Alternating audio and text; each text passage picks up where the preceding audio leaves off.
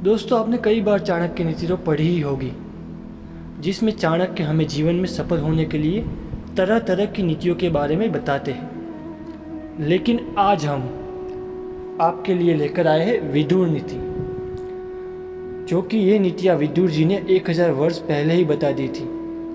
ये नीतियाँ आज भी इतनी ही उपयोगी है।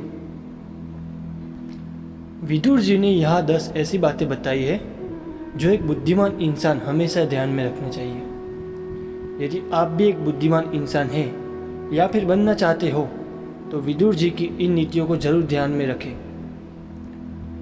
विदुर जी का ऐसा मानना है कि जिस मनुष्य में ये 10 बातें हैं वो बुद्धिमान है और जिसमें नहीं है वो मूर्ख है। तो चलिए जानते हैं कौन सी है वो 10 विदुर नीतियाँ। नंबर 1, हमेशा अच्छी चीज़ों का चिंतन करें। विदुर जी कहते हैं कि जिस चीज़ को हम अपने मन, वचन और कर्म से लगातार जिस वस्तु के बारे में सोचते हैं उन्हीं चीज़ों को हम अपनी तरफ आकर्षित करते हैं। इसीलिए हमें हमेशा अच्छी चीज़ों के बारे में सोचना चाहिए। ये नीति लॉ ऑफ अट्रैक्शन को ही दिखाती है।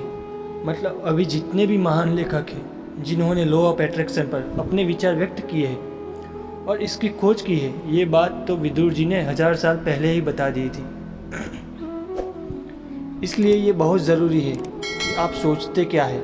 यदि आप सकारात्मक सोचते हैं तो आपके दिमाग में सकारात्मक गतिविधियाँ होने लगेगी, जबकि आप नकारात्मक सोचते हैं तो आपके दिमाग में नकारात्मक विचार ही आने लगते हैं। इसलिए विदुर जी ने कहा है कि हमें सदा अच्छी चीज़ों का चिंतन करना चाहिए।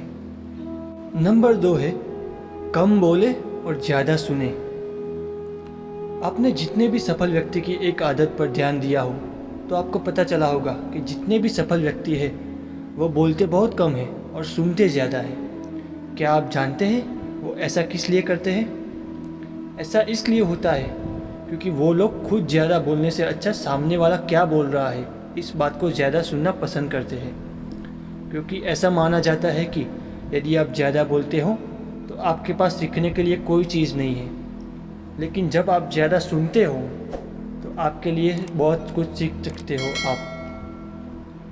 इसलिए विदुर जी ने इस बात पर सबसे ज़्यादा और जोर दिया है कि हमें कम बोलना चाहिए और ज़्यादा सुनना चाहिए। यही एक बुद्धिमान व्यक्ति की पहचान है। नंबर 3, बुरे लोगों के साथ बुरे न बने। आपने कई बार देखा होगा कि जब कक्षा में एक बच्चा शैतानी करता है तो उसकी वजह से पूरे कक्षा के बच्चों को भी उसकी गलती की सज़ा मिलती है। और आप पे ये बात तो जानते ही होंगे कि एक खराब सेब सारे सेबों को खराब कर देता है।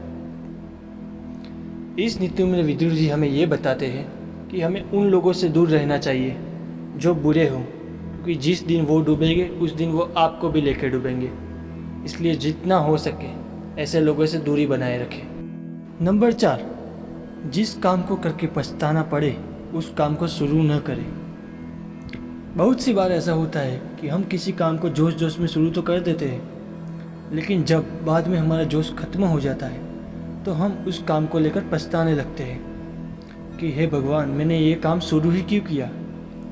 ऐसा इसलिए होता है क्योंकि जब हम किसी काम को पूरा ज्ञान लिए बिना शुरू कर देते हैं तो वो आगे जाकर हमारे लिए परेशानी का कारण बन जाता है।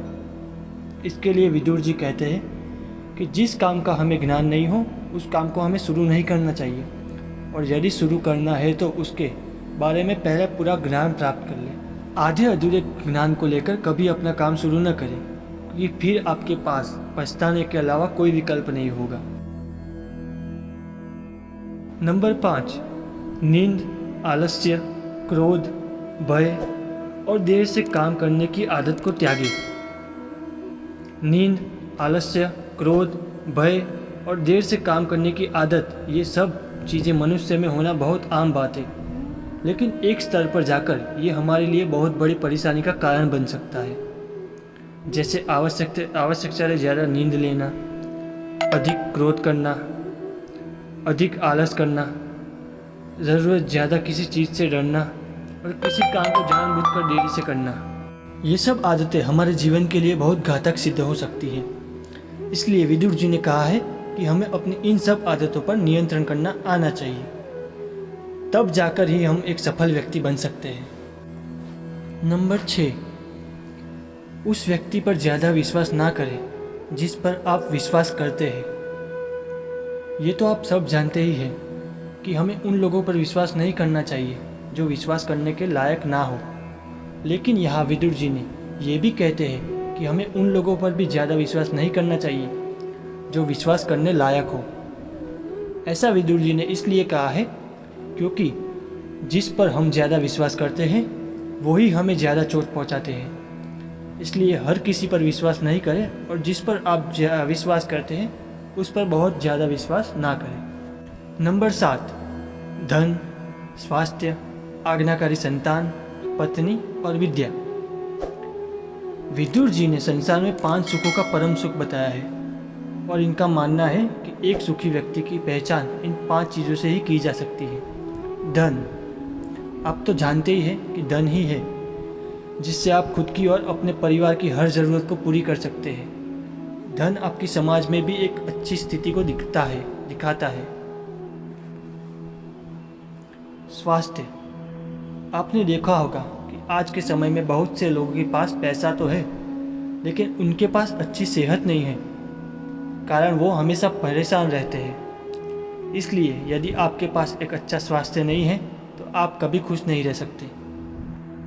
आज्ञाकारी संतान, यदि बच्चे कुछ अच्छा काम करते हैं तो माँ और बाप दोनों का मान और सम्मान बढ़ता है, लेकिन बच्चे बुरा काम करते हैं तो माँ और बाप के मान और सम्मान में कमी आती है। इसलिए विदुर जी ने बताया है कि जिसके पास एक आज्ञाकारी संतान है वो भी एक बहुत सुखी इंसान है।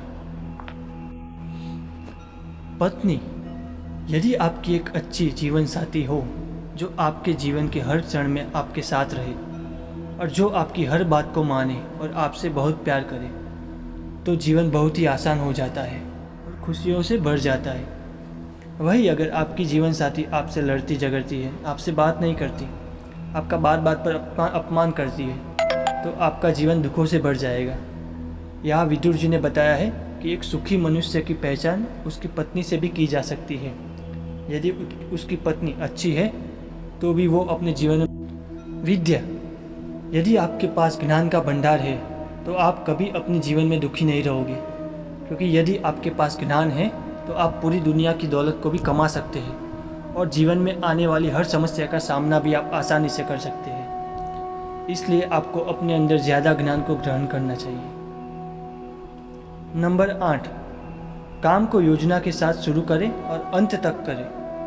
यहाँ विदुर जी ने कहा है कि किसी भी काम को शुरू करने से पहले उसकी योजना बनाएं और फिर उसको अंत तक करें जब तक उस काम में आपको सफलता नहीं मिल जाती। नंबर 9, दोस्तों और दुश्मन में फ़र्क समझें। ये हमारे लिए सबसे ज़रूरी है कि हम ये जान सकें कि कौन हमारा दोस्त है और कौन हमारा दुश्मन है। ये फ़र्क ही आपको आपके जीवन में आने वाले शत्रुओं से बचाएगा। नंबर 10, अपराध करके उसे छुपाना। बहुत से लोगों की ये आदत होती है कि वो अपने अपराधों पर पर्दे डालने लगते हैं, जो कि सबसे बड़ा पाप है। हमें अपनी गलती को कभी नहीं छुपाना चाहिए, क्योंकि जब हम एक अपराध को छुपाते हैं तो उसको छुपाने के लिए 100 झूठ और बोलने पड़ते हैं, जो कि हमारे लिए आगे जाकर बहुत बड़ी परेशानी बन सकती है। ऐसे ही नई नई वीडियो देखने के लिए और नई नई बातें जानने के लिए और अच्छी अच्छी बातें सुनने के लिए हमारे चैनल को सब्सक्राइब करो, लाइक करो और शेयर करो।